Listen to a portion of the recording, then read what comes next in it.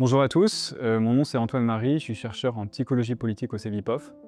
Et dans cette contribution, j'ai essayé de répondre à la question, à mon avis importante, de savoir comment est-ce qu'on pourrait rendre nos discussions politiques plus productives. C'est-à-dire comment est-ce qu'on peut faire en sorte pour que nos discussions qui portent sur les sujets moraux, sociétaux, politiques qui divisent, soient un peu moins facteurs de division, tombent un peu moins dans la caricature entre des positions qui s'opposent de manière rigide, et soient un peu plus des vecteurs d'apprentissage, d'entente, et d'exploration de sujets complexes qui méritent vraiment que les intelligences soient connectées entre elles plutôt qu'elles se confrontent de manière verticale comme des combats de coqs. Il y a un certain nombre de travaux en sciences sociales qui permettent d'aider un peu dans la résolution de ce problème du caractère un peu tendu et souvent conflictuel des discussions politiques. Bien sûr, le problème est multifactoriel et j'ai pas prétendu le couvrir dans son ensemble,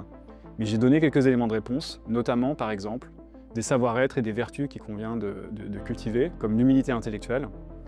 Signaler à son interlocuteur qu'on sait qu'une question politique ou économique est très complexe et qu'on ne prétend pas détenir l'ensemble de la vérité dessus. Avouer voilà, son ignorance potentielle.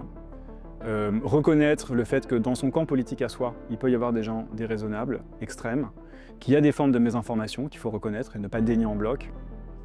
Faire du raisonnement par concession, c'est-à-dire accorder à l'autre que quand il fait un point qui est potentiellement opposé au sien, même si ce n'est pas notre vision morale ou politique favorite, il y a quand même quelque chose comme un petit élément de vérité qu'il faut concéder,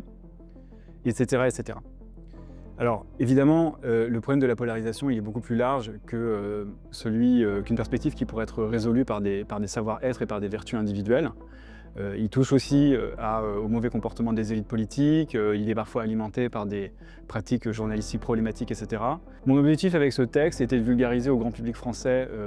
un certain nombre de travaux qui sont aujourd'hui disponibles pour que les gens puissent conduire leurs discussions politiques et sociétales et économiques de manière un peu plus productive, un peu plus constructive, en évitant les disputes, en évitant le dogmatisme, en évitant la stérilité,